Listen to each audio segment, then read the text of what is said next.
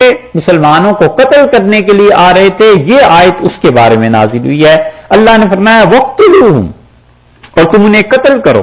یہ فریضہ سارے مفسرین کہتے ہیں کہ انفرادی طور پر نہیں، بلکہ لشکر کا وجود اور امیر کی قیادت، یہ سب چیزیں ہوں گی تب کافروں کو قتل کیا جائے گا جو کہ مسلمان مملکت پر حملہ کرنے آئے ہیں۔ انفرادی عبادت نہیں ہو سکتی۔ ٹھیک ایسے ہی جیسے اللہ نے پیچھے حکم دیا تھا نا کہ جس نے قتل کیا ہے اس کے قصاص میں قتل کرنا ہے، تو وہ حکم بھی حکومت کے لیے ہے، عام عوام کے لیے نہیں۔ وہاں پہ فرمایا ہے نا کہ اللہ نے قصاص کو ضروری قرار دیا ہے کہ جو قتل کرتا ہے اس پہ قتل کی سزا نافذ ہونی چاہیے، پبلک کا اس میں کوئی حصہ نہیں، حصہ گورنمنٹ کا ہے۔ اسلامی حکومت جب قائم ہو جائے، آپ کو اگر یاد ہو ہم بار بار وہاں کہتے رہے ہیں کہ یہ حکومت کے لیے، کہ حکومت کے لیے کام ہے کہ وہ اسی طرح کوئی آدمی دیکھتا ہے اس دوسرے نے چوری کر لی، یہ تھوڑا ہی اجازت ہے کہ اس کا ہاتھ کاٹ دے، بالکل نہیں، یہ تو حکومت کے کام ہے، اس کا نہیں۔ اسی طرح یہ جو جہاد ہے یہ حکومت ڈکلیئر کرے اس جہاد کو، کیوں نہیں حکومتیں ڈکلیئر کرتی؟ ایک طرف سفیر بھیجے ہوئے ہیں کہ مطلب آپ ہماری طرف سے امن میں اور ہم آپ کی طرف سے امن میں۔ اب تک دنیا میں قاعدہ ہے کہ جن کے ساتھ جنگ کرنی ہوتی ہے سب سے پہلے حکومت اپنی سفارتی تعلقات کو توڑ لیتی ہے۔ مطلب یہ ہے کہ ہم اپنی سفیر کو واپس بلا رہے ہیں، آپ کا بھیج رہے ہیں، اب اس کے بعد ہم دونوں ایک دوسرے سے امن کی حالت میں نہیں۔ یہی ہے نا اب تک، ایک طرف سفیر بھی بھیجے ہوئے ہیں کہ ہم مطمئن رہیے ہم امن والے ہیں، اور دوسری طرف اندر ہی اندر لڑاتے بھی ہو۔ یہ سیاستیں ہیں، یہ دین کا اس سے کوئی تعلق نہیں۔ اور مصیبت یہ ہو گئی ہے کہ لوگ چاہتے ہیں جو ان کے اپنے ذہن کی سیاست ہے اس پہ بھی کسی سے فتویٰ مل جائے۔ اللہ نے فرمایا وَاقْتُلُوهُمْ، انہیں قتل کرو، یعنی یہ اسٹیٹ کا کام ہے۔ اسی لیے ہندوستان میں یا دنیا کے کسی بھی حصے میں بھی مسلمانوں کے جو غیر مسلموں کے ساتھ فسادات ہوتے ہیں وہ بلوے ہیں، مسلمانوں کو اس میں جتنے بھی حق پہ ہوں اجر ملے گا، شہادت ہے، اور اللہ اپنی پناہ میں رکھے ایسا وقت نہ آئے مگر جو کچھ بھی ہو اسے وہ جہاد نہیں قرار دیا جا سکتا جو جہاد اللہ نے کہا ہے ڈکلیئر ہونا چاہیے۔ وہ کوئی حکومتوں کی جنگ تھوڑے ہی ہے، وہ تو مقامی آبادیاں ہیں جن کے دماغ علیہ باللہ خراب ہو گئے ہیں، اور جذبات میں آ کے یہ چیزیں ایسے تھوڑے ہیں کہ دوسری طرف سے مسلمانوں کو بھی تیار کرو جہاد کا نام لے کے کہ مارو ان ہندوؤں کو اور مارو ان کافروں کو اور یہ کرو، یہ چیزیں درست نہیں۔ جذباتی ہاتھوں میں قیادت چلی گئی اور قوم کو غذا ملتی ہے نعروں کی، تو جس قوم کو نعروں پہ پالا گیا ہو نا، جن کو نعروں کی غذا دی گئی ہو، وہ بھی کبھی سنجیدگی کی بات سنتے ہی نہیں۔ حضرت علی رضی اللہ عنہ کی بات جو انہوں نے 36-40 ہجری میں فرمائی تھی، آج 1425 برس ہو گئے، کم سے کم 1385 برس کے بعد بھی ہمیں لگتا ہے جیسے امیر المومنین رضی اللہ عنہ آج کی حالت دیکھ رہے ہیں اور فرما رہے ہیں۔ انہوں نے کہا میری فوج، میری قوم والو، میرے فوجیوں، انتم اتباع کل نائکن، ہر آدمی جو چیخ چیخ کے بولنا جانتا ہے نا تم اس کے پیچھے چل پڑتے ہو، اور جو تمہیں کام کی بات بتاتا ہے تم اس کی نہیں مانتے۔ اسی لیے دیکھو جب تک، بڑی حکمت کی بات کی، ارشاد فرمایا کہ جب تک کسی کی بات مان کے کوئی نہیں چلتا اس وقت تک اس کی باتوں کی حکمت سامنے نہیں آتی۔ یعنی تم ہماری مان کے ہی نہیں چلتے تو تمہیں کیا پتا چلے گا کہ اس میں کیا حکمت ہے۔ اور ارشاد فرمایا جو چیخ چیخ کے بولنا جانتا ہے تم سب اس کے پیچھے چل پڑتے ہو۔ حضرت عبداللہ ابن عمر رضی اللہ عنہ نے کہا کہ جو کوے کی طرح چیخنا جانے لوگ اس کے پیچھے چل پڑتے ہیں، اور جو حکمت کی بات کرتا ہے اس کی نہیں سنتے۔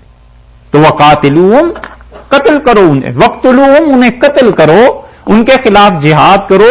یہ رسول اللہ صلی اللہ علیہ وسلم کا حکم ہے اور صحابہ رضی اللہ عنہ کو جب اسٹیٹ قائم ہو گئی، حیث ثقفتموہم، تم انہیں جہاں کہیں بھی پاؤ ان کے ساتھ جنگ کرو۔ وہ عرب کے جس حصے میں آتے ہیں تمہیں قتل کرنے کے لیے تم بھی وہاں پہنچ کے ان کے ساتھ لڑائی کرو۔ وَأَخْرِجُوهُمْ، اور انہیں نکالو۔ اس آیت کو ذرا سمجھیے اس میں ہے کیا۔ وَأَخْرِجُوهُمْ، اور انہیں نکالو، کہاں سے؟ من حیث، جہاں سے اخرجوکم، انہوں نے تمہیں نکالا ہے۔ یہ ہے جہاد کی پہلی علت، یہ ہے جہاد کی وجہ پہلی کہ کیوں جہاد کریں، کیوں ماریں، کیوں لڑیں۔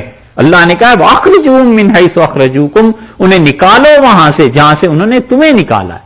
13 برس جو تم اس جگہ پر رہے ہو اور ان کے مظالم برداشت کرتے رہے ہو، نکالو انہیں وہاں سے۔ تو اس سے معلوم ہوا کہ یہ آیت نازل ہوئی ہے در حقیقت مکہ مکرمہ کے ان لوگوں کے بارے میں جو کافر تھے اور مسلمانوں کو ستاتے رہے. ایک ترجمہ. دوسرا ترجمہ یہ کیا گیا ہے کہ وہ اخرجوہم، اور انہیں نکالو، من حیث اخرجوکم، جہاں سے نہیں، من حیث جس طرح انہوں نے تمہیں نکالا ہے. تم انہیں نکالو جس طرح انہوں نے تمہیں نکالا ہے. دو حکم ہو گئے. ایک تو یہ کہ ان سے لڑو، انہیں نکالو اس جگہ سے، اور ایک یہ کہ جس طرح سے. تو اس جگہ سے نکالو مکہ مکرمہ، جس طرح سے یعنی تمہارا غلبہ جب ہو جائے اگر اس بستی پہ تو وہ بھی جائیں اور ہجرت کر جائیں اور چھوڑ جائیں.